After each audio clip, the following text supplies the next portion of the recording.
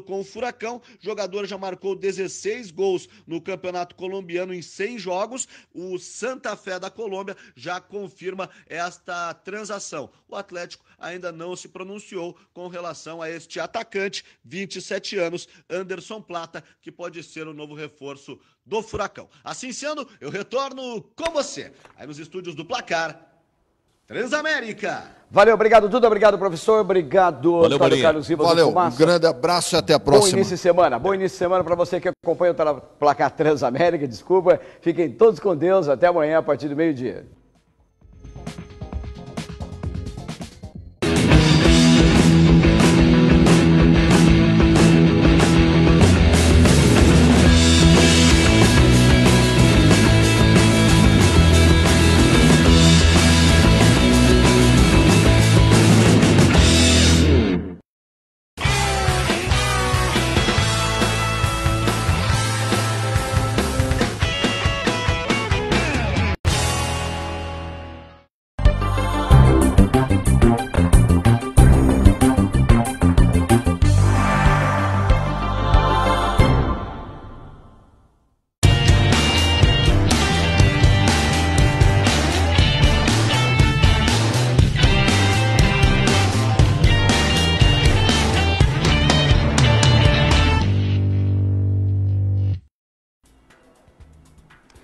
Olá, boa noite. Meu nome é Pedro Lima, eu sou produtor do Verdade Expressão. Hoje eu estou substituindo o nosso apresentador Rafael Guazelli por conta de uma audiência.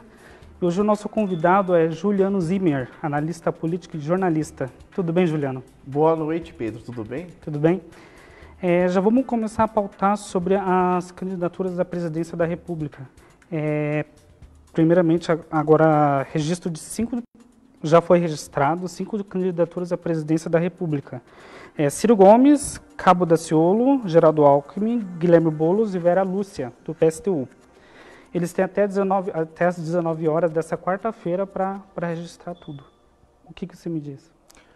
O prazo está se esgotando, né? Sim. E agora chegou a hora, né? Verdadeiramente a campanha começa a partir de agora, no registro das candidaturas.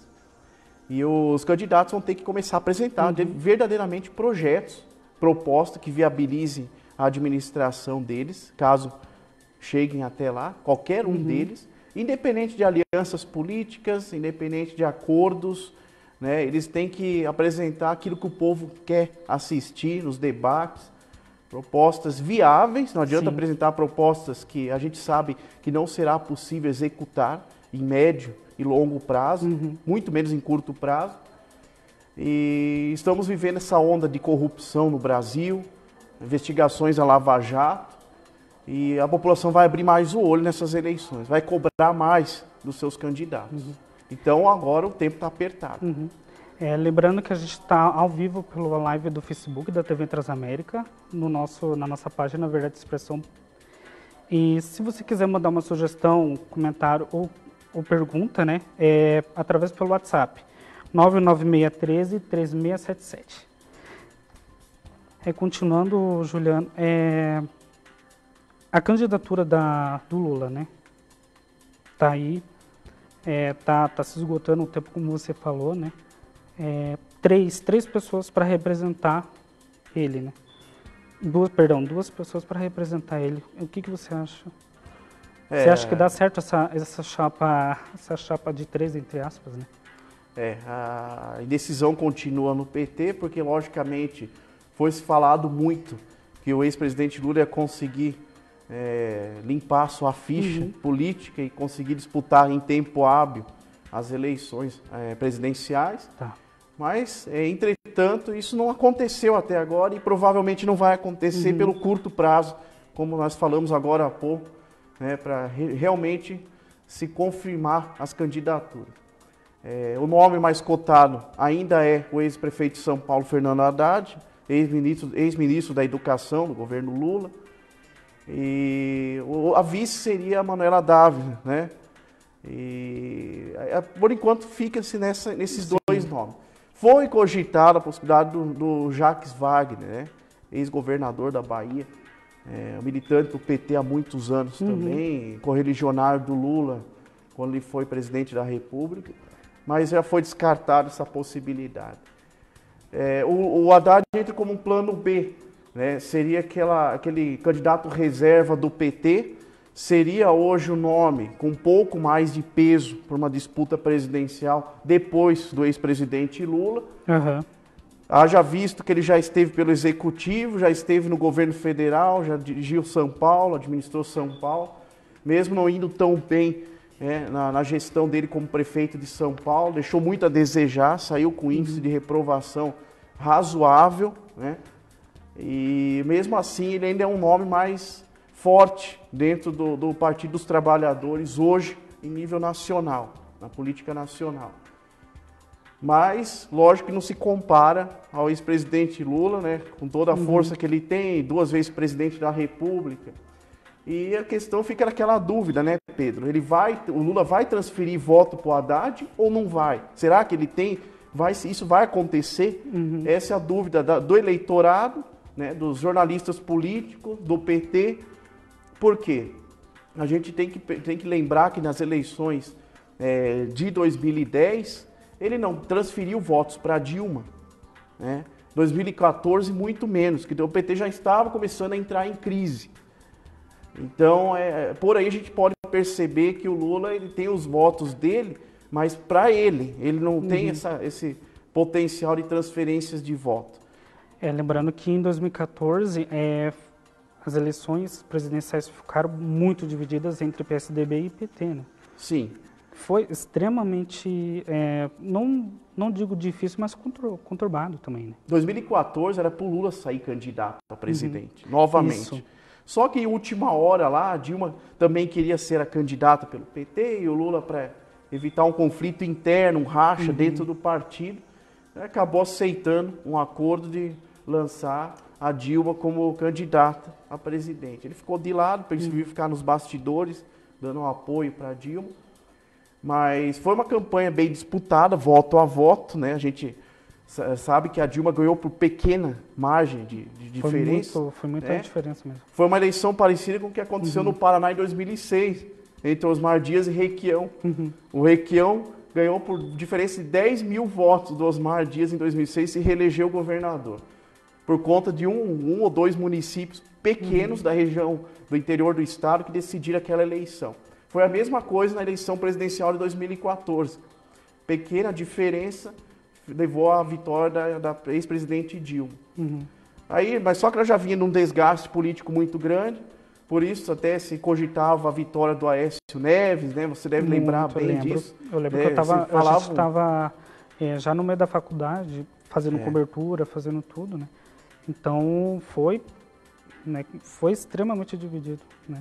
Foi uma divisão muito grande. Se você pegar o mapa eleitoral das eleições de 2014, você vai ver a divisão clara. A faixa do PT, do lado de cima do mapa, né, no meio misturado, região centro-oeste, e para baixo, sul e sudeste, PSDB. Então, houve essa divisão, mas por pequena diferença de votos, a Dilma acabou levando 2014. No estado do Acre, foi a Marina Silva que ganhou em recorde, ficou em primeiro lugar, claro, né? Que é o estado natural dela. A Marina Silva, ela é muito peculiar nas disputas presidenciais. Em 2010, 2014, ela sempre ficou ali entre a terceira e quarta colocação. Sempre foi muito bem no primeiro turno, teve uma boa arrancada no início das campanhas e pré-campanhas, mas no final acabava que ficava por ali mesmo em terceiro lugar, nunca conseguiu ir para o segundo turno. 2010 fez uma votação boa, 2014 fez uma votação melhor ainda, mas mesmo assim não conseguiu chegar ao segundo turno. Esse é o quadro político que a gente tem assistido nas últimas décadas. Aquela polarização entre PT e PSDB que vem desde 94, quando Fernando Henrique Cardoso foi eleito. Então são mais de 20 anos aí, uma polarização muito grande entre PT e PSDB. E agora com o Lula de fora, começou a mudar um pouco o cenário, né? E os votos vão ser fracionados. Os votos que iriam para o Lula vão ser disputados, digamos assim, a tapa, a foice, entre os demais candidatos, tirando o Geraldo Alckmin, que como o tucano tradicional que disputa a eleição, os demais candidatos vão ter aquela briga muito boa para tirar a volta do PT. Uhum. E como é que você vê a Marina hoje, né, no cenário? Pela rede, é um novo partido, mas é um partido extremamente pequeno, né, considerando outros, considerado pelos outros. Né? Ela saiu do PV, né? Isso. Ela comandou o PV nas eleições passadas, se afastou do PV e agora fez aliança de novo com o PV, tanto que o vice dela é do PV. A Marina, o que a gente já estava esperando, né? O apoio do PV a gente já estava esperando. Sim, já estava esperando. Só que ela quis fundar o partido Rede Sustentabilidade com uma nova proposta. Ela quis formar uma bandeira diferente de se governar, dando mais ênfase na questão ambiental, como ela sempre trabalhou nessa questão, e agora criando um partido específico para atender as demandas dos ambientalistas, até o pessoal do agronegócio se identifica muito com a Marina Silva, por incrível que pareça. Existiram aí propostas no Congresso Nacional no passado, no governo Dilma, propostas que prejudicavam o meio ambiente, que causaram revoltas dos agricultores, do pessoal do agronegócio, invadiram o Congresso Nacional, do governo Dilma. Aconteceu, acho que em 2009, se não me engano, uma proposta de emenda constitucional foi votada. Né? A Marina era contra essa proposta, na época ela era senadora, e ela sempre defendeu essa bandeira, né? Só que aí os discursos dela, a gente vai falar daqui a pouquinho sobre o primeiro debate, mas eu vou adiantar alguma coisinha. A gente viu no debate, né, o discurso dela, que ela realmente concorda com os problemas do Brasil, só que assim como ela e os outros candidatos apresentaram propostas concretas para mudar alguma coisa. Foi falado do Rio São Francisco, da bacia do São Francisco, né? A transposição do Rio São Francisco voltou à tona nessas eleições.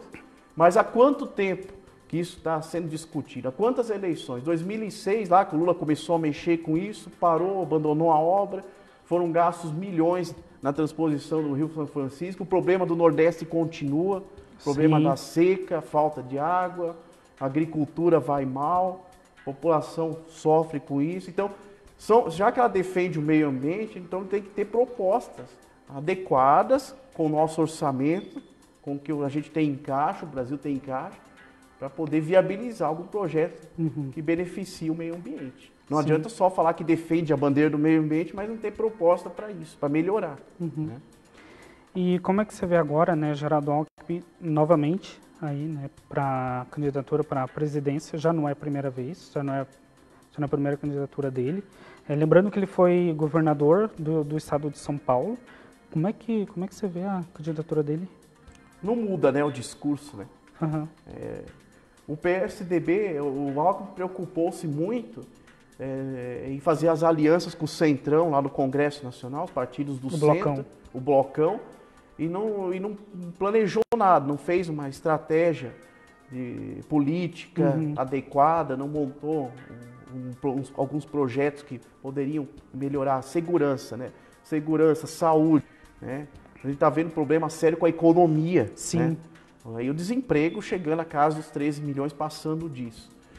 E a gente não viu ele falar concretamente o que ele realmente vai fazer lá na presidência. Me lembra os discursos antigos dele, quando ele foi candidato a presidente no passado.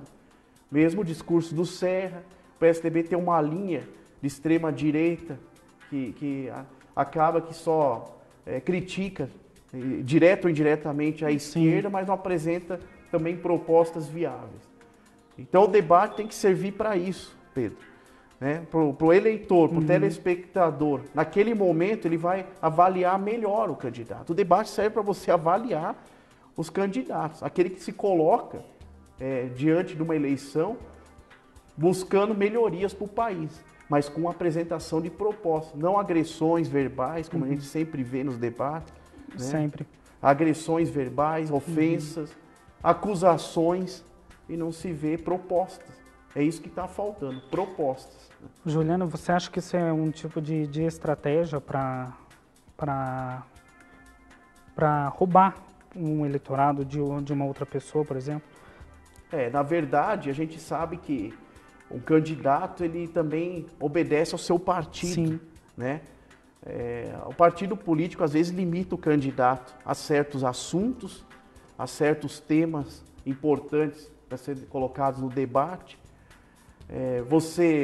Quando você faz aliança com outros partidos, você também tem que obedecer um pouco da cartilha dos outros partidos, dos quais são teus aliados, senão você perde apoio depois no Congresso, caso você ganhe. Foi o que aconteceu com a Dilma. Sim. A Dilma conseguiu esvaziar o Congresso, né? No último mandato dela agora, a partir de 2014, a gente comparando aí o apoio que o Lula tinha de 2002 a 2010 e o apoio que a Dilma tinha de 2010 até o impeachment no Congresso, foi uma queda brusca. Mais de 50% dos parlamentares estavam contra o PT. Então isso pode acontecer com um candidato que faz alianças e não cumpre aquele loteamento de cargos com os partidos que o apoiaram, não cumpre as propostas que o partido que apoiou ele queria. E aí vira um negócio, o balcão de negócio da política brasileira. Não se tem propostas, tem projeto. Precisa-se do voto do eleitor, mas para ele ganhar mais poder, para ele ficar mais popular, para ele ter mais apoio político, mas não para fazer nada de concreto pela população. Então você acha que a ex-presidente Dilma não foi uma boa articulista? Articuladora, perdão. Isso. Na verdade, ela não tinha um auxiliar capacitado como o Lula teve. Aquela negociação de bastidor com o presidente da Câmara, do Senado, isso é muito importante. O Severino Cavalcante, presidente da Câmara Federal, deu muito trabalho para o Lula em 2006.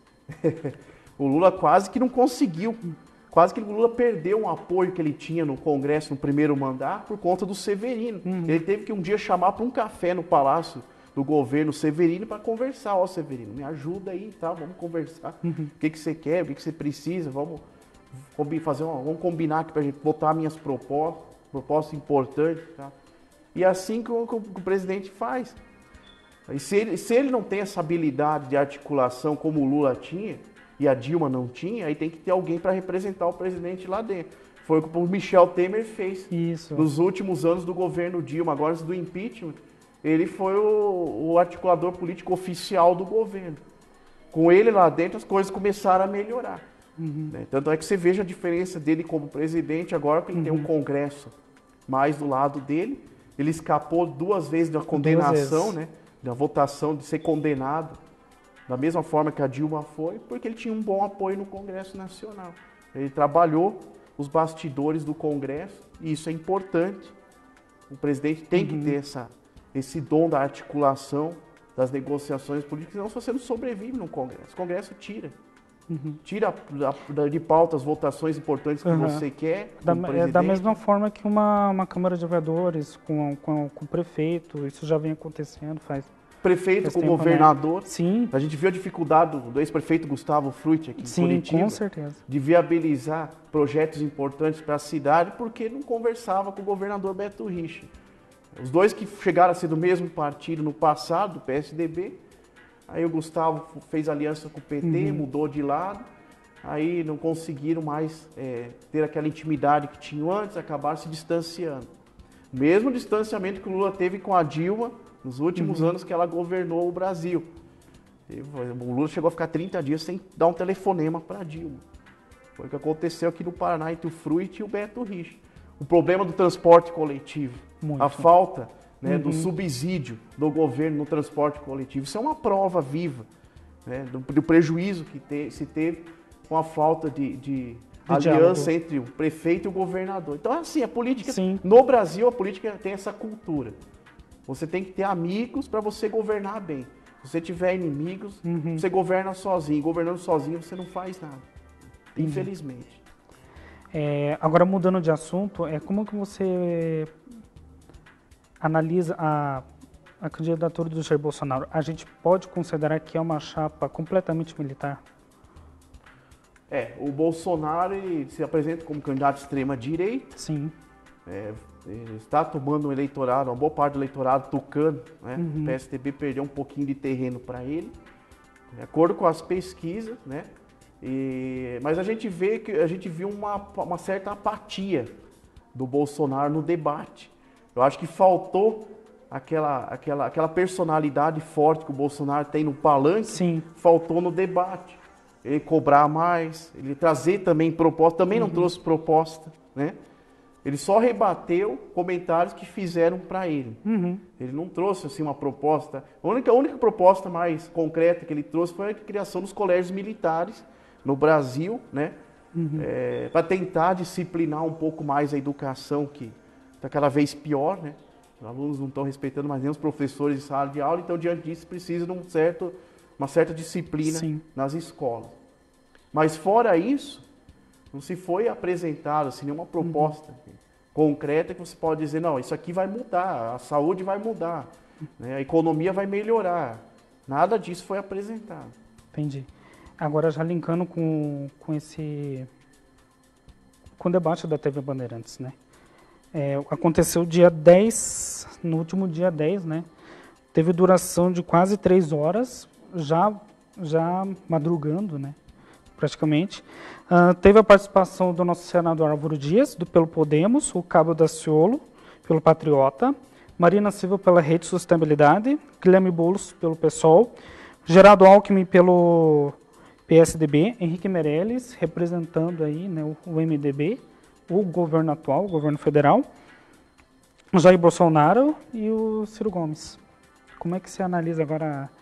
Então, vamos começar falando do nosso candidato do Paraná aqui, né, o senador Álvaro Dias, né, que colocou os pés pelas mãos, começou o debate fazendo propaganda do tempo que ele foi governador do Paraná, apresentando muitos números, né, percentuais, né, de 88 lá que ele foi governador até 91, e ficou parecido com as eleições de 1989, o primeiro debate na Bandeirantes em 1989, nós tínhamos também um paranaense candidato à presidência da República, o Afonso Camargo pelo PTB, do Getúlio Vargas, e ele abriu o debate da mesma forma que o Álvaro Dias, né? Falando, quando eu fui ministro dos transportes, eu consegui reduzir os gastos do ministério, eu fiz isso no ministério, eu fiz aquilo, né? Ele foi ministro dos transportes no governo Sarney em 85, um pouco antes das eleições, de 89, e o Álvaro começou da mesma forma, né? Quando eu fui governador do Paraná, eu consegui, eu tive 90% de aprovação, eu construí tantos 1.000 quilômetros de rodovia, dava a impressão que ele estava fazendo propaganda, ele que era candidato ao governo do Paraná e não ao presidente da República. Aí ele falou da Lava Jato, né? Um tema importante, a Lava Jato, mas ele já chegou nomeando o juiz Sérgio Moro como ministro da Justiça, né? Sem ter ganhado a eleição, né? Também foi um erro, né? Até porque os presidentes e governadores também costumam manter em segredo até quando podem os seus auxiliares, quem vai ser, que são os secretários, os ministros, né?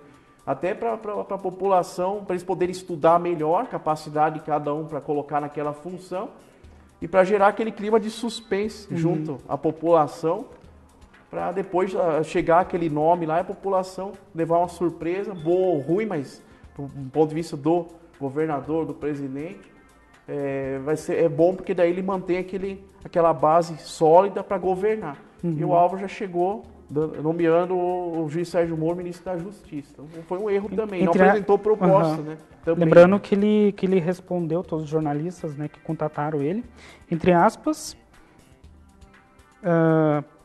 informa aos jornalistas publicamente que reputo inviável no momento de manifestar-me de qualquer forma, em um sentido ou no outro, sobre essa questão. Quer dizer que ele não quer nem saber, né? Já tá meio que já exposto, né? Sim, porque não tem como, né? Que ele tá com uns processos da Lava Jato muito grande, né? E aí ele vem focando mais o debate dele em torno da combate à corrupção, né? Uma das bandeiras que o Álvaro Dias vem levantando até nos últimos anos, no Senado também, né? Ele foi líder da oposição no governo Dilma, né? No Senado também, né? Chegou a ser líder da oposição lá, e nos discursos inflamados dele na Sim. tribuna do Senado, ele falava muito que os cofres públicos foram assaltados, né? Combater a corrupção. Concordo, porque o momento é esse mesmo que a gente está vivendo, é a nossa realidade, combater a corrupção. Mas, além disso, primeiramente, antes disso, você tem que ter proposta para a população. Cadê a proposta para o trabalhador? Cadê a proposta para o professor? Cadê a proposta para os servidores da saúde? Né? A saúde, o SUS, vai ter como melhorar o SUS?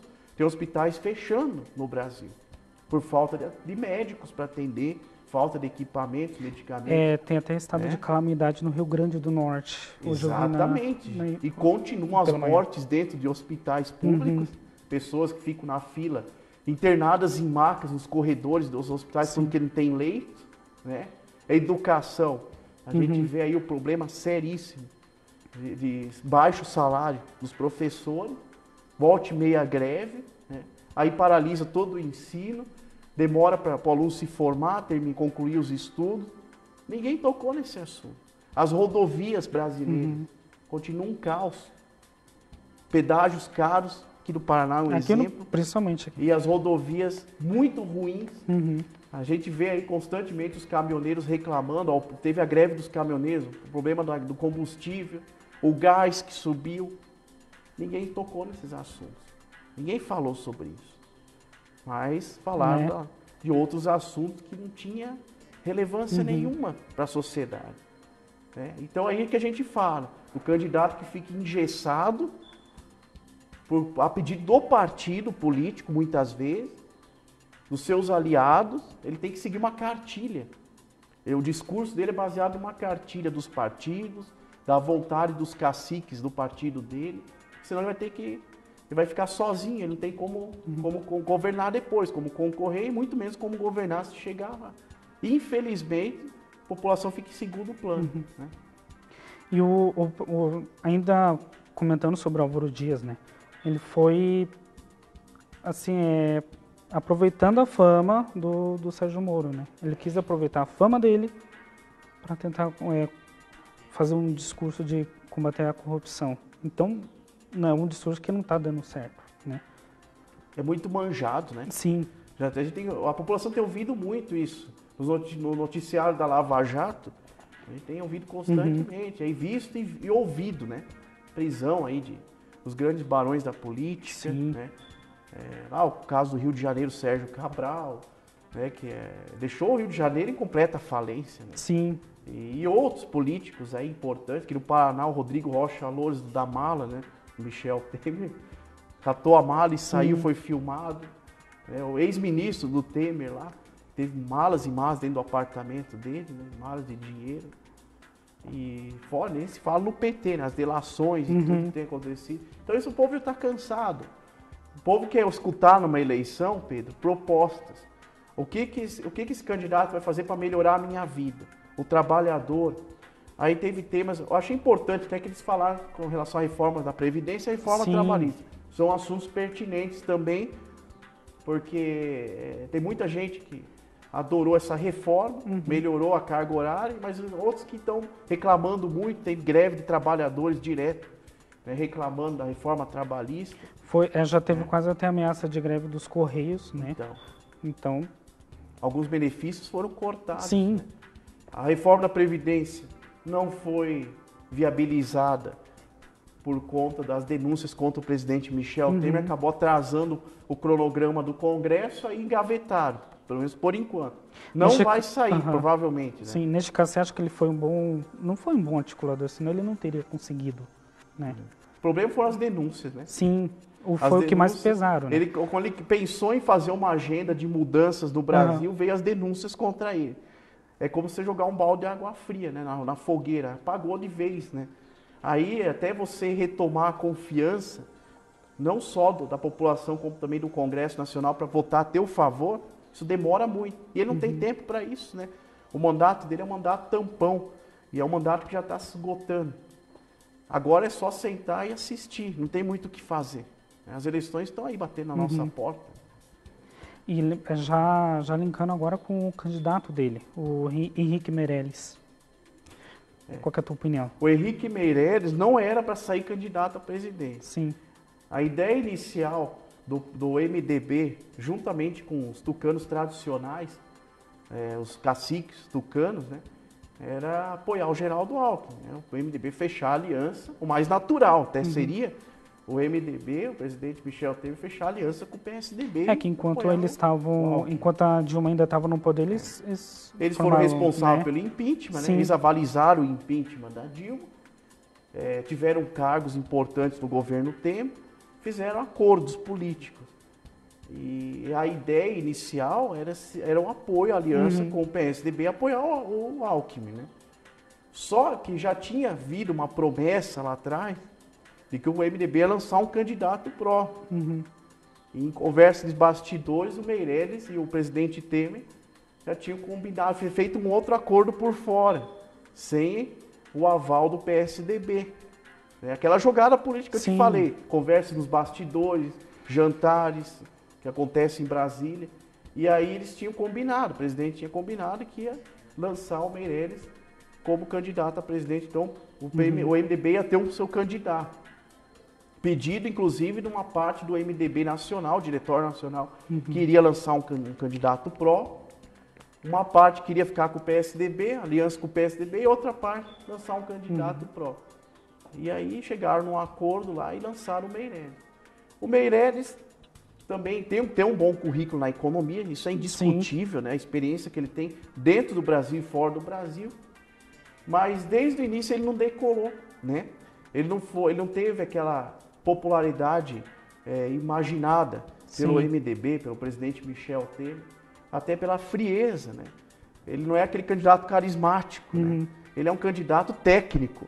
Ele apresenta números, né? Balanços contábeis, quando ele foi presidente do Banco Central, né?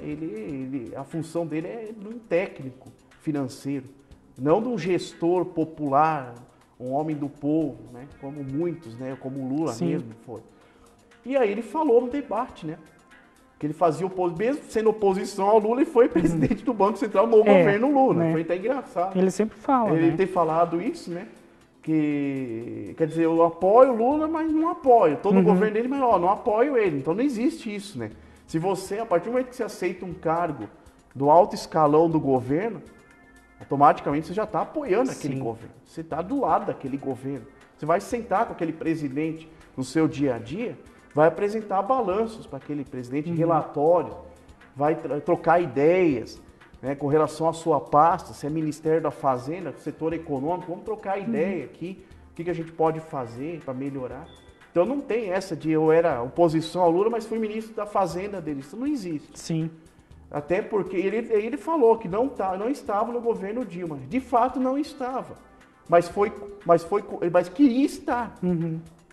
Tanto ele quanto o ex-presidente Lula, quando caiu o Joaquim Levy do Ministério da Fazenda no governo Dilma, ele era um nome cotado para assumir a pasta. Ele só não assumiu porque a Dilma não quis. A Dilma não quis ele. A Dilma nunca se deu muito bem com o Meirelles. Desde a época do governo do Lula, aí, na época que ela foi ministra da Fazenda, no governo Lula, a própria Dilma, né?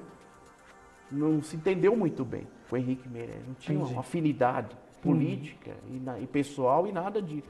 Então isso aí não. Ele não está no governo, não é porque ele tem caráter, ele não quis fazer parte do governo. Ao contrário, porque a Dilma não quis ele no governo, porque ele queria estar no Ministério da Fazenda. O Lula até insistiu para a Dilma nomear o Henrique Meirelles como seu ministro da Fazenda. Agora, pouco antes do impeachment. Então, mais uma vez, não cola o debate dele. E ele também é daqueles que vai ficar lá para baixo, porque ele não tem também proposta, ele não tem planejamento, ele não tem empatia com a população. Sim. Não tem carisma, né? E isso é fundamental numa eleição. Entendi. Já vamos falar sobre a nova pesquisa que saiu da XP Investimentos.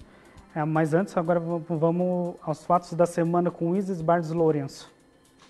Boa noite. Então, vamos começar falando sobre a PR 323. O Tribunal de Contas do Estado do Paraná, que é o TCE-PR, multou o ex-secretário do Estado do Planejamento e Coordenação Geral, Cássio Taniguchi. Os ex-secretários do Estado da Fazenda, Josélia Nogueira, Luiz Eduardo da Veiga Sebastiani e Mauro Ricardo Machado Costa. O ex-diretor-geral do Departamento de Estradas e Rodagens do Estado do Paraná, Nelson Leal Júnior. O ex-presidente da Agência Reguladora de Serviços Públicos Delegados de Infraestrutura do Paraná, José Alfredo Gomes Stratman, e o ex-coordenador do Programa de Parceria Público-Privada da CELP, Elton Augusto dos Anjos. O motivo foram as irregularidades comprovadas na licitação para a concessão patrocinada da exploração do corredor da PR-323, entre os municípios de Maringá e Francisco Alves, que é no noroeste do estado. Cada responsável recebeu uma ou mais da mesma multa de 40 vezes o valor da unidade padrão fiscal do Paraná. Cada uma das multas corresponde a R$ 4.024 para pagamento nesse mês. E agora vamos falar sobre o Pontal do Paraná. O Ministério Público do Paraná, por meio da Promotoria de Justiça de Pontal do Paraná e da 2ª Promotoria de Justiça de Matinhos, no litoral do estado, ajuizou na quinta-feira, 9 de agosto, ação civil pública para garantir a regularização da destinação dos resíduos sólidos dos municípios. A ação decorre de apuração que constatou que os resíduos sólidos gerados nos 2 municípios vêm sendo dispensados de maneira irregular em um aterro sanitário administrado por consórcio contratado para tal finalidade pelas administrações dos 2 municípios. De acordo com as promotorias de justiça, o aterro transformou-se em um verdadeiro lixão a céu aberto, gerando graves riscos à saúde e ao meio ambiente e contaminação do solo e dos recursos hídricos. Essas foram as notícias do nosso jornalista e colaborador Pedro Lima. Podemos voltar à entrevista. É isso aí, muito obrigado, Isis. Agora vamos falar sobre a pesquisa, né? Saiu pela Infomoney, sobre os candidatos à presidência da República. Lembrando que essa pesquisa saiu um dia depois, na sexta-feira, né? Depois do debate presidencial, né, da TV Bandeirantes. Vamos lá, só queria que você analisasse primeiro esse cenário, né? Não sabe ou não votam, né? 34%. Brancos e nulos, 24%.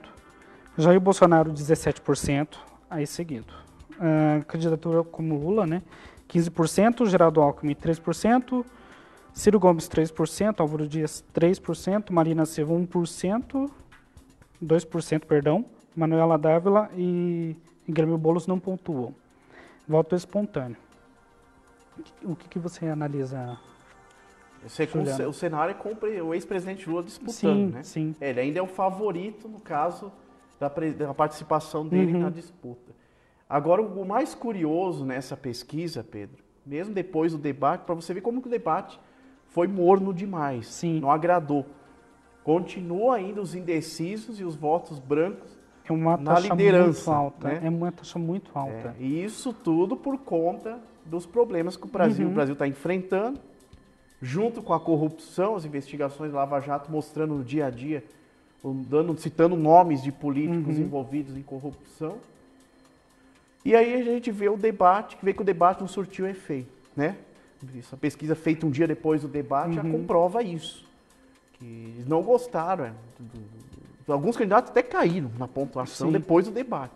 Né? Isso mostra que realmente não tem preparo nenhum para apresentar projetos para a população.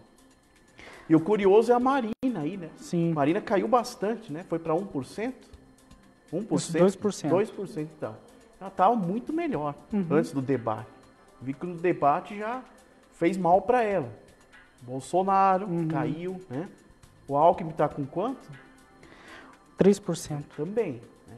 Não está agradando. Né? Então a gente vê que continua. E por que eles querem o presidente Lula? A maioria. Né? Porque o Lula sempre entrou com aquele debate mais duro, cobrando mais, falando muito no nome do trabalhador, falando muito em trabalhador, né?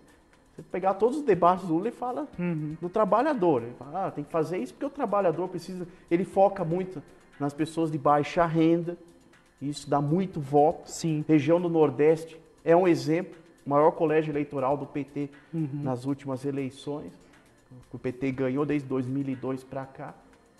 E é isso daí. Né? É um discurso mais carismático, mais populista, que está faltando nessas eleições. Por isso que o Lula aparece em primeiro colocado nas pesquisas. Tá. Ele tem esse debate mais populista, que os candidatos agora não têm, não tiveram no debate.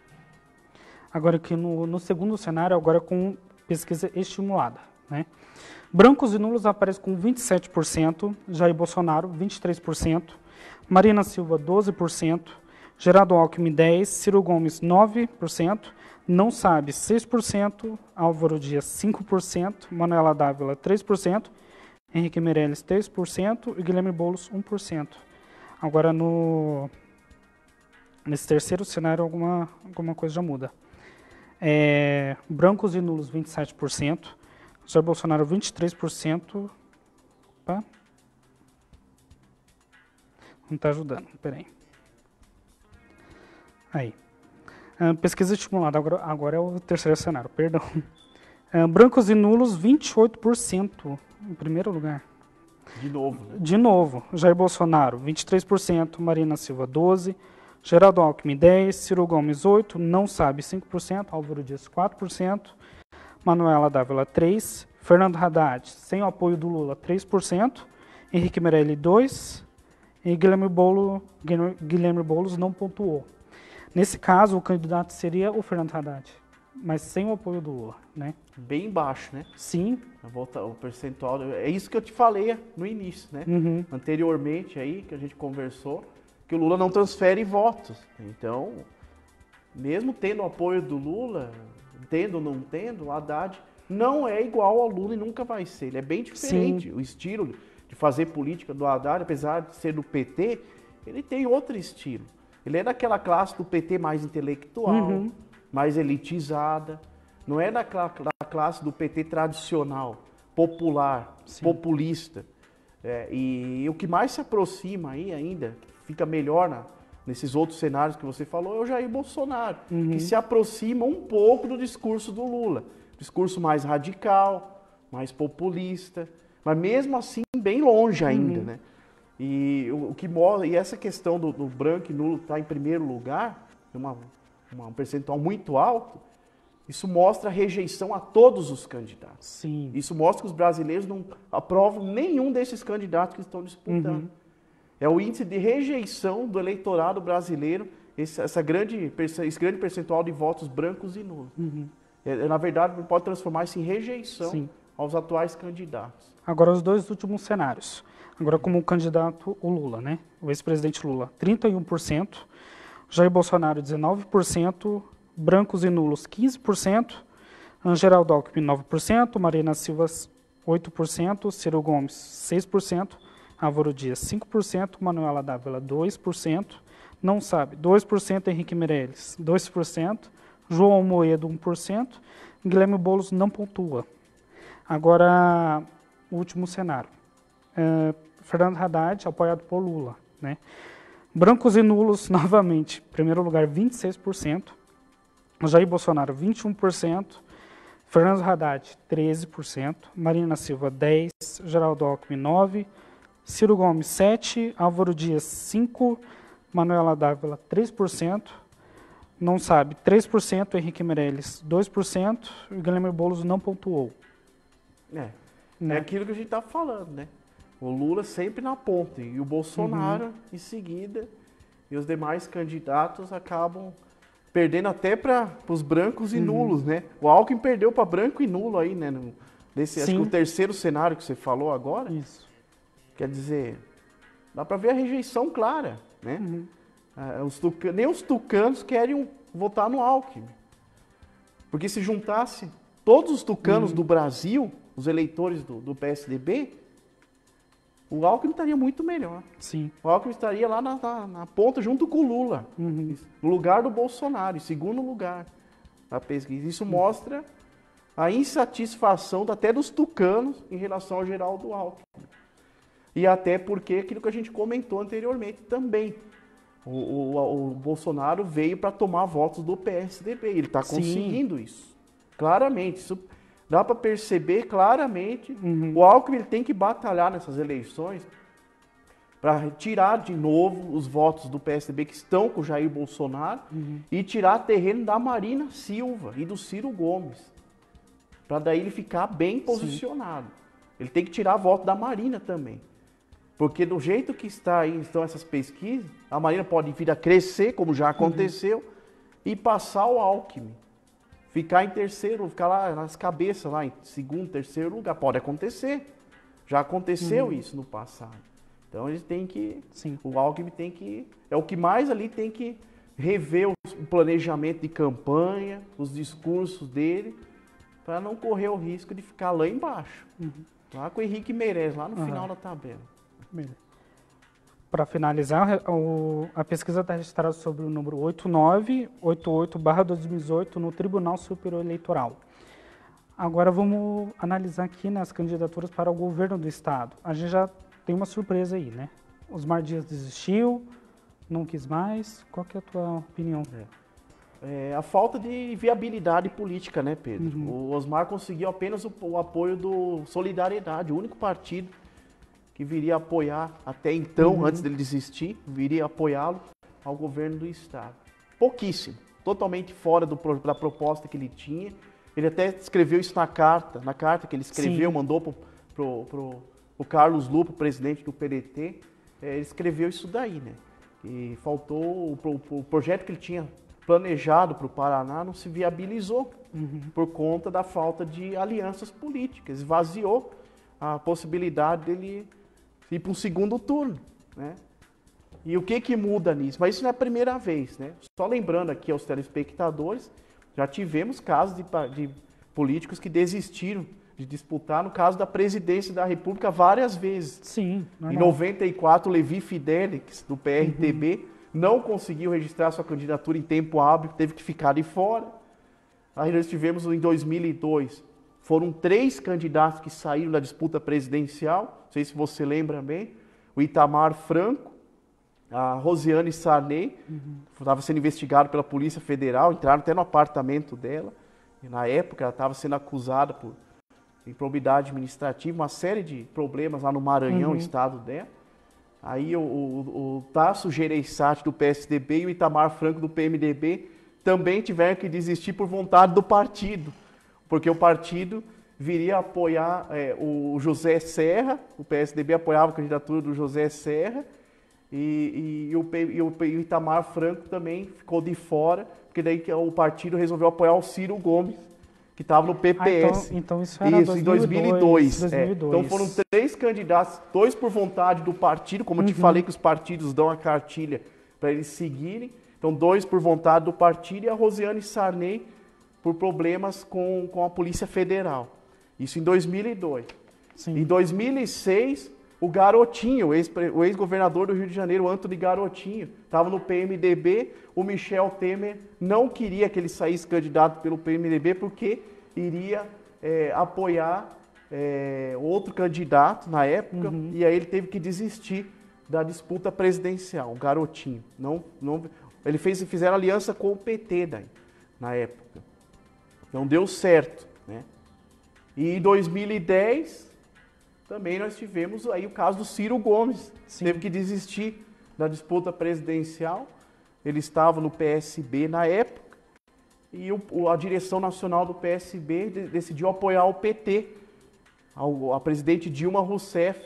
E aí, para conseguir alianças estaduais dos estados, palanque dos estados, principalmente no Nordeste, eles pediram para o Ciro Gomes desistir da candidatura à presidência, o PSB, e se aliaram com o PT.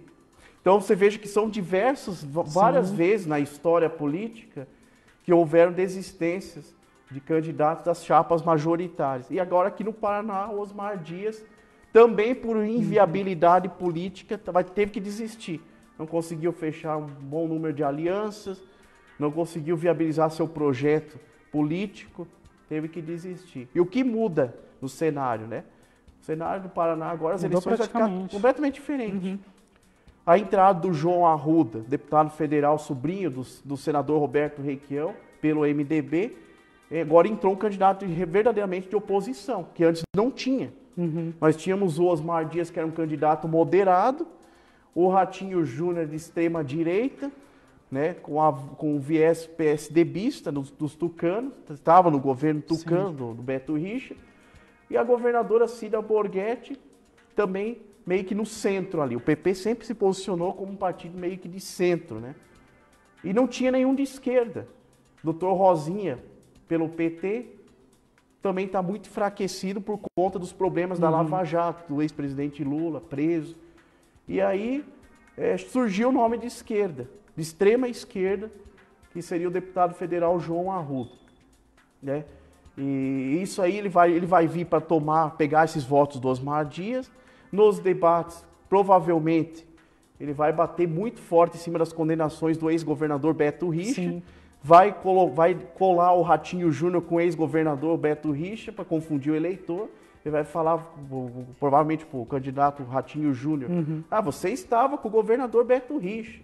Como é que você não sabia da Publicano, da Quadro Negro, né, das acusações do Supremo Tribunal Federal contra o governador, ex-governador?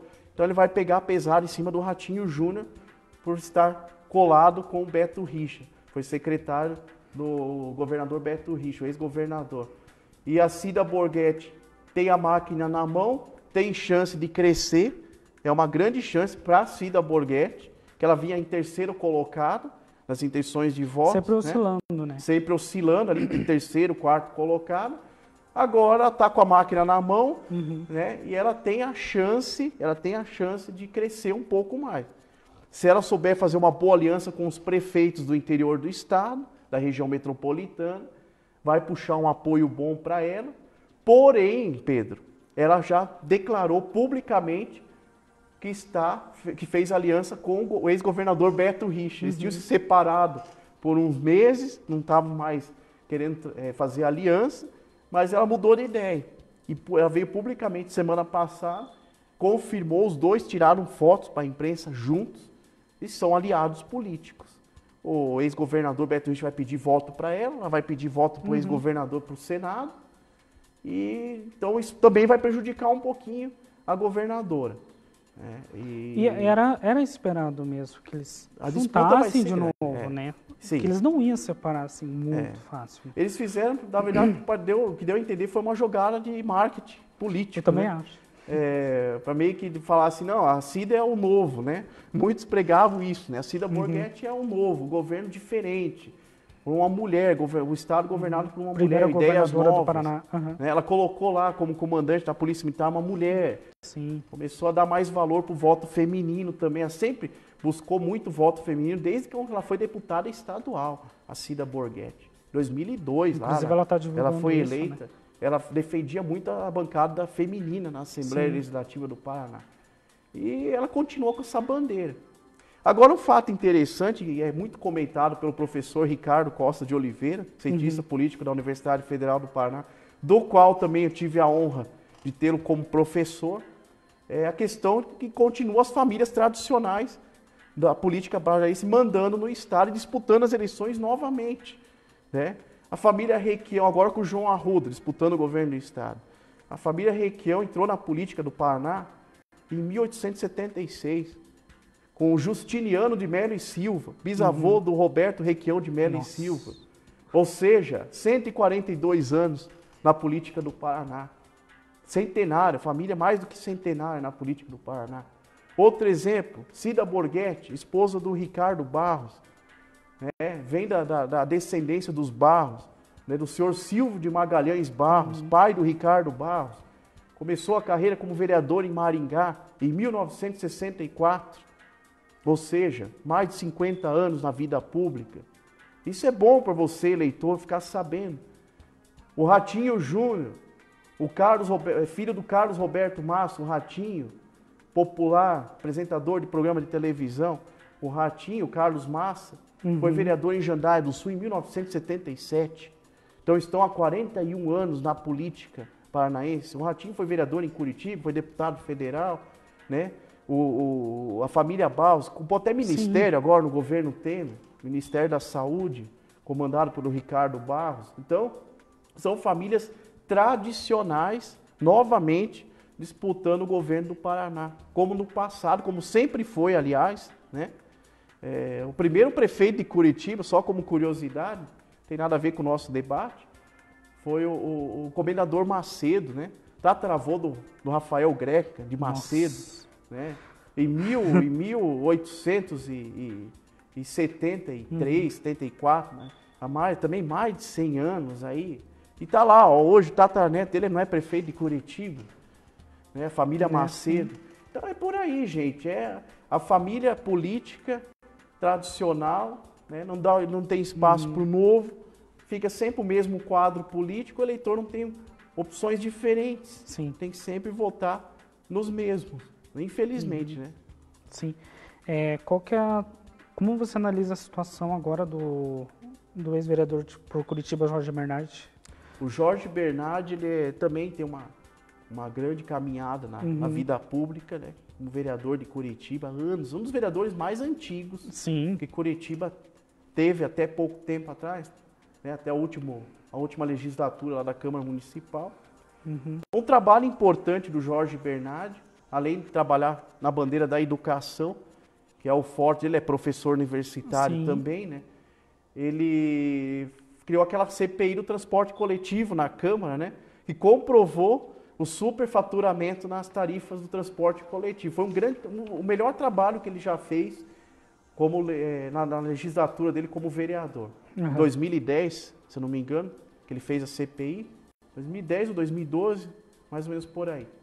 Ele conseguiu comprovar com essa CPI, uma investigação árdua, que o transporte coletivo estava sendo superfaturado. Muito importante a participação dele na política e também é um nome interessante para o governo do Estado.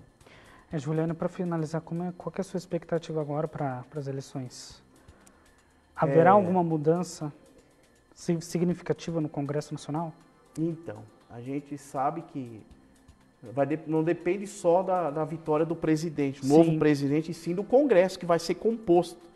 A maior bancada, que partido que vai ser, né? Porque aquilo que a gente conversou no início do programa. O presidente não governa sozinho.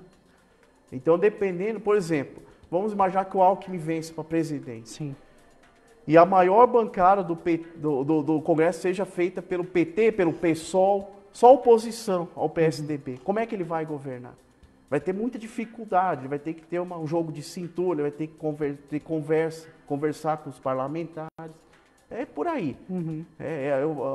O Congresso define os rumos do Executivo, o Congresso Nacional. Vamos esperar para ver o que vai acontecer. E para o governo, Juliana? Para o governo, a grande ferida hoje do Paraná é o problema fiscal, né? Sim. Continuamos com uma dívida muito grande com os nossos fornecedores, passa de trilhões aí, aliás, bilhões, e nem o governador deu conta de ajeitar o caixa do Paraná. Congelamento de salário dos servidores por conta do ajuste fiscal. Inclusive que foi rejeitado pelos deputados estaduais. Rejeitado pelos deputados estaduais hoje, né? A governadora tentou aí, mas mesmo assim depende também dos deputados. E o problema de caixa do Paraná continua. Ainda não resolvemos, apesar do Beto Richa ter falado que o ajuste fiscal deu certo no Paraná, ainda temos muitas contas para pagar. O Estado ainda precisa se levantar financeiramente. Sim. E também tem a nossa Previdência, né? A Paraná Previdência, né? Mais um caso importante, né? Criado em 1998, o governo pegou todo aquele dinheiro da Paraná Previdência, foi o que gerou aquele massacre no Centro Cívico, o fatídico massacre. Sim, 29 de abril. No 29 de abril, né? E até hoje não foi solucionado, nós não tivemos resposta, os servidores não tiveram resposta se esse fundo vai sobreviver depois desse rombo ou não, se o governo vai devolver esse dinheiro para a Paraná Previdência. É um mistério ainda, mas a gente torce para que tudo seja resolvido. Entendi. Agora, finalizando, né, qual que é o seu conselho para os espectadores? Meu conselho para os telespectadores, você eleitor, é que pesquise sobre o seu candidato. Pesquise a vida dele. Procure saber quem ele foi. Ele já é da política? Há quanto tempo que ele é? O que ele fez quando foi deputado, quando foi vereador? Pesquisar o passado dele, ele trouxe alguma coisa de bom para você? O passado dele é ficha limpa? Ele teve alguma condenação? Ele teve ele cometeu algum ato que você acha errado, que prejudicou outras pessoas? Pense bem, pense e pesquise. Esse é meu conselho para os eleitores. Muito obrigado. Eu queria agradecer pessoalmente a todo mundo, né, a audiência, né?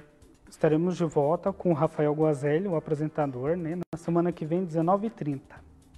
Muito obrigado, boa noite.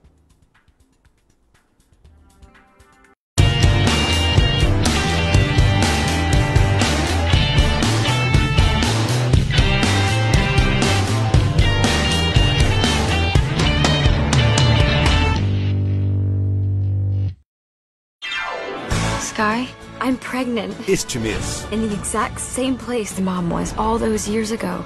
I never did ask you guys. What happened back then? Descubra. I don't know what my future holds, but I got a very good feeling. Como tudo começou. We can't tell anybody about the baby, okay? I just told Bill. Yeah, and I told Harry. I told many people. Mamma Mia, lá vamos nós de novo. Hoje nos cinemas. Olá, amigos! Eu sou Paquito Bueno, da TV Transamérica, do programa Paquito no Ar, todos os sábados, a partir do meio-dia. Nosso programa tem vários quadros: Papo Reto, Papo de Amigos, Mesa de Negócios, Papo de Esporte. Nesse sábado, a partir